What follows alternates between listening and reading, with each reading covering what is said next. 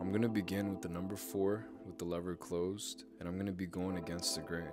And this pretty much is going to be the length on the top.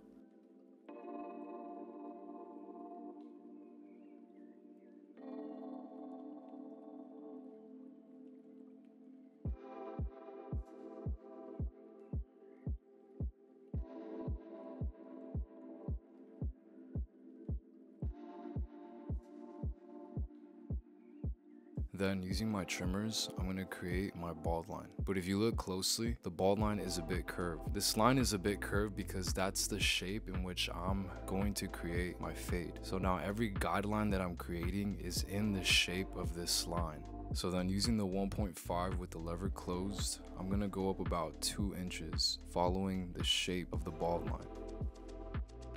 Then, without switching guards, I'm going to open the lever and flick that line into the bulk above.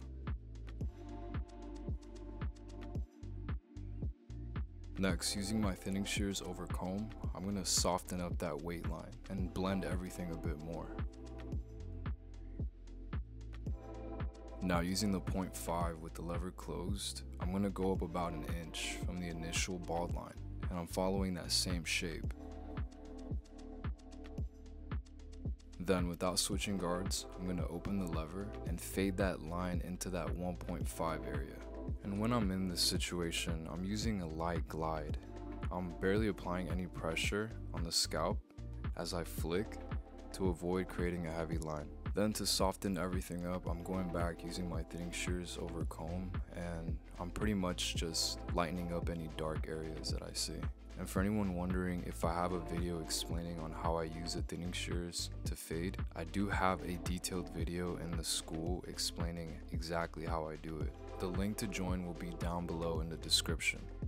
And now, with no guard with the lever closed, I'm going to go ahead and get rid of the bald line. As I move up, I'm opening the lever slightly, which means I'm making my machine cut less, because as I go up, I do want to get rid of less hair. And here I'll also be using my corners to detail any dark spots.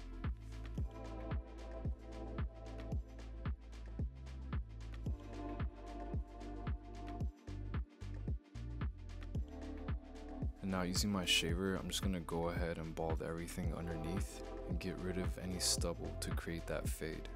And now for the back, I am going to repeat the same steps. One thing I do want to mention though is that on my client's head, on the right side of his neck, you can notice a bit of a different grow out. His hair is growing towards the left, so it's growing from right to left. When I am fading in this area, I do want to make sure that I am going with my clipper against the direction of the growth pattern. This is because if I were to cut straight up, it wouldn't give me an even result, so going directly against the pattern ensures a consistent, even cut.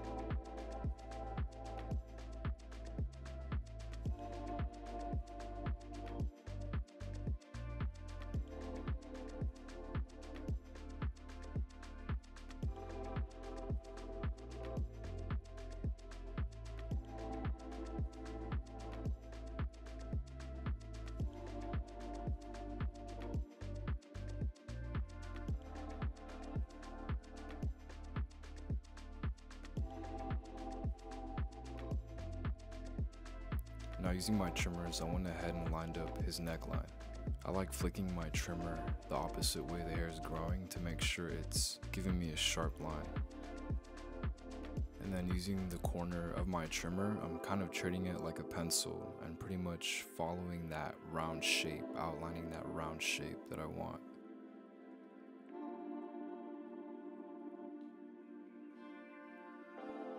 So as you can see, I'm pretty much trying to create that round shape, following that round curve. And then I'll use my trimmer and flip it the other way and pretty much just to clean up that whole area behind the ear.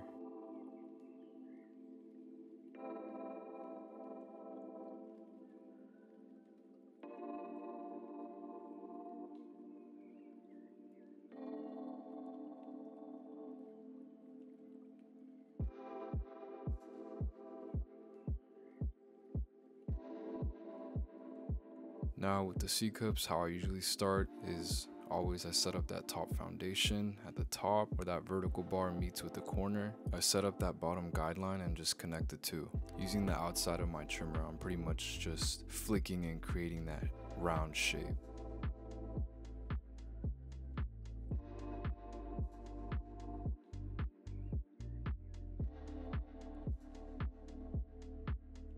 Then I'm going to go ahead and line up his vertical bars as natural as possible.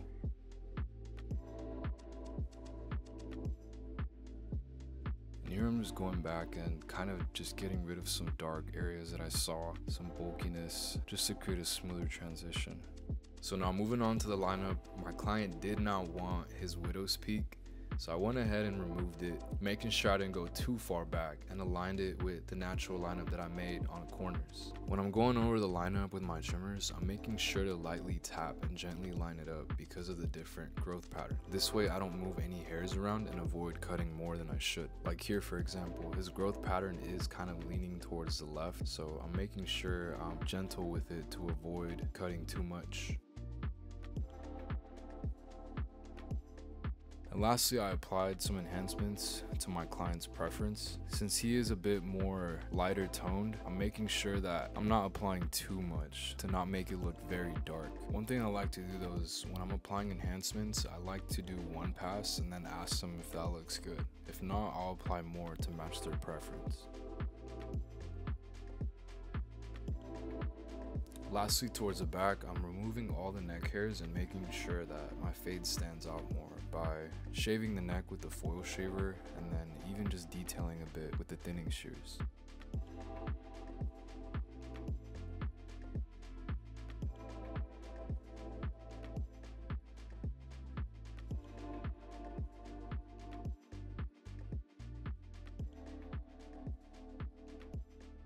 And that pretty much sums it up, guys. I do appreciate you guys for watching. I hope this tutorial was helpful.